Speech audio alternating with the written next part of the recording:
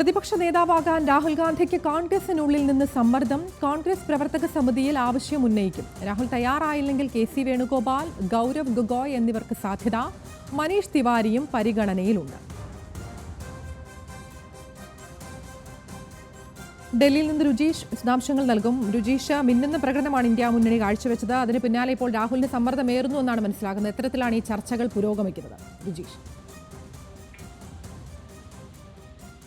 തെരഞ്ഞെടുപ്പിന്റെയൊക്കെ പശ്ചാത്തലത്തിൽ തെരഞ്ഞെടുപ്പ് കഴിഞ്ഞതിന് ശേഷം ഈ അംഗങ്ങളുടെ എണ്ണത്തിൽ ഈ കുറവ് 50-ൽ താഴെ ഒക്കെ കോൺഗ്രസ് വന്ന സാഹചര്യത്തിൽ പ്രതിപക്ഷ നേതാവ് സ്ഥാനം പോലും അവകാശപ്പെടാനാവില്ല എന്ന തരത്തിൽ വലിയ വിമർശനങ്ങൾ ഉണ്ടായിരുന്നു. എങ്കിലും ആ സമയങ്ങളിലൊക്കെ രാഹുൽ ഗാന്ധി നയിക്കുമ്പോൾ രാഹുൽ ഗാന്ധിക്കെതിരെ വലിയ വിമർശനം ഉണ്ടാകുന്ന സാഹചര്യമായിരുന്നു അന്ന് ഉണ്ടായിരുന്നത്. പക്ഷേ ഇപ്പോൾ രാഹുലിന്റെ കാര്യത്തിൽ വലിയ പ്രതീക്ഷയാണ് കോൺഗ്രസിന് മാത്രമല്ല ഇന്ത്യ സഖ്യത്തിനാകെ ഉള്ളത്. കാരണം ഈ തെരഞ്ഞെടുപ്പിൽ രാജ്യത്തുടനീളം സഞ്ചരിച്ചുകൊണ്ട് ഭാരത് ജോഡോ യാത്ര രാഹുൽ ഗാന്ധിയുടെ നേതൃത്വത്തിൽ ഭാരത് ജോഡോ യാത്ര നടത്തിയത്, മണിപ്പൂരിലെ വിഷയത്തിൽ നേരിട്ട് ഇടപെട്ടത്, ഇതൊക്കെ ഈ തെരഞ്ഞെടുപ്പിൽ വലിയ സ്വാധീനം ചെലുത്തിയെന്ന് തന്നെയാണ് കോൺഗ്രസ് നേതാക്കൾ പറയുന്നത്. അതുകൊണ്ട് രാഹുൽ 2029 തെരഞ്ഞെടുപ്പ് മുന്നിൽ കണ്ട് ഇപ്പോൾ പ്രതിപക്ഷ നേതൃസ്ഥാനം ഏറ്റെടുക്കണമെന്ന ആവശ്യമാണ് കോൺഗ്രസിന് ഉള്ളിലുള്ളത്. പ്രത്യേകിച്ച് മണിപ്പൂരിലൊക്കെ ഒരു വിഷയത്തിൽ രണ്ട് വിഭാഗമായി തിരിഞ്ഞ്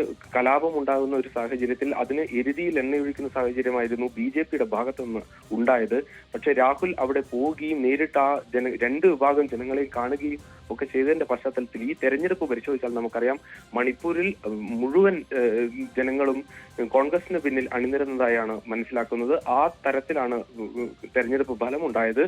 അങ്ങനെ എല്ലാവരെയും കൂട്ടിച്ചേർക്കാനുള്ള കഴിവ് രാഹുലിനുണ്ട്. അത് രാഹുൽ അടുത്ത തെരഞ്ഞെടുപ്പിൽ ഈ BJP സർക്കാരിനെ താഴെയിറക്കാനുള്ള ശ്രമം ഇപ്പോൾ തന്നെ തുടങ്ങണം എന്ന ആവശ്യമാണ് പാർട്ടിയിൽ ഉയരുന്നത്. അതുകൊണ്ട് തന്നെ നേതൃസ്ഥാനം ഏറ്റെടുക്കണം എന്ന ആവശ്യം ഉയരുന്നുണ്ട്. പക്ഷെ പലപ്പോഴും കഴിഞ്ഞ സമീപകാലത്തൊക്കെ ഇത്തരം നേതൃസ്ഥാനത്തിൽ നിന്ന് മാറി നിൽക്കുന്ന ഒരു പ്രവണതയാണ് രാഹുൽ കാണിക്കുന്നത്. അത് ലോക്സഭാ നേതൃസ്ഥാനമാകട്ടെ, പ്രതിപക്ഷ നേതൃസ്ഥാനമാകട്ടെ, പാർട്ടിയിലെ അധ്യക്ഷ സ്ഥാനമാകട്ടെ, ഇതിൽ നിന്നൊക്കെ മാറി നിൽക്കുകയാണ് രാഹുൽ ചെയ്യുന്നത്. അത്തരത്തിൽ ഈ നേതൃസ്ഥാനം ഏറ്റെടുക്കാൻ തയ്യാറില്ല എന്ന് രാഹുൽ തീരുമാനിക്കുകയാണെങ്കിൽ മറ്റ് നേതാക്കളിലേക്ക് പേരുകൾ പോകും. നിലവിൽ ഉപ നേതാവ് ഗൗരവ് ഗൊഗോയ് ഉണ്ട് പാർലമെന്റിൽ. പക്ഷേ അദ്ദേഹത്തിന്റെ പ്രായം 41 വയസ്സ് പ്രായമുള്ള നേതാവാണ്. അതുകൊണ്ട് മുതിർന്ന ഒരു നേതാവ് വേണം എന്ന തീരുമാനത്തിലേക്ക് കൂടി ചർച്ച പോകുന്നുണ്ട്. അങ്ങനെയെങ്കിൽ KC വേണുഗോപാൽ, ശശി തരൂർ, അതോടൊപ്പം മനീഷ് തിവാരി തുടങ്ങിയ നേതാക്കളുടെയൊക്കെ പേരുകളാണ് ഇപ്പോൾ ചർച്ചയിലുള്ളത്. കോൺഗ്രസിന്റെ ഭരണഘടന പ്രകാരം ചെയർപേഴ്സൺ സോണിയാഗാന്ധി തന്നെയാണ് ഈ പേര് തീരുമാനിക്കേണ്ടത്.